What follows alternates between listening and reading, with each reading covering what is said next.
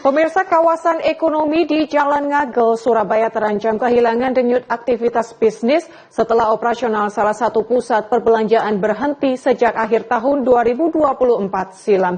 Gedung pusat perbelanjaan yang sebelumnya ramai aktivitas ekonomi itu kini terbengkalai.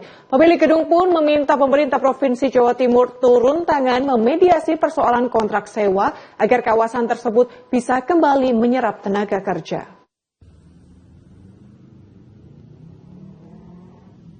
Kawasan ekonomi di Jalan Ngagel, Surabaya, Jawa Timur kini terlihat mati suri.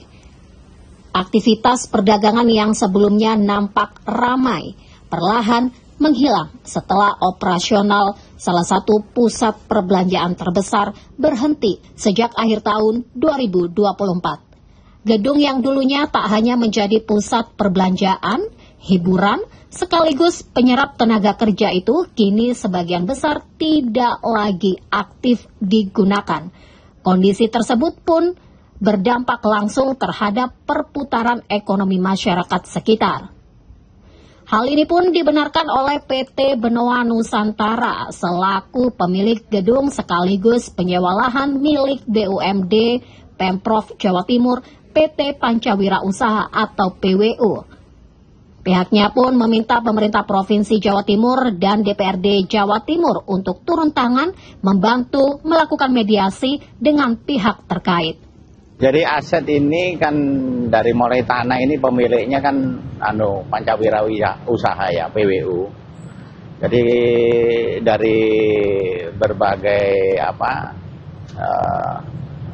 cara kita sepertinya buntu selama ini minta Transmart segera untuk mengembalikan aset ruangan kepada Benoa, sehingga Benoa mencari jalan, minta bantuan kepada yang pemilik lahan, yaitu PWU, supaya PWU bisa menekan ke pihak Transmart, yaitu melalui anggota dewan ya nantinya, supaya gedung ini bisa diserahkan kembali kepada Benoa sebagai pemilik gedung, supaya bisa beroperasional kembali, supaya bisa menyerap tenaga kerja yang tidak sedikit nantinya, sehingga membantu juga PAD ya,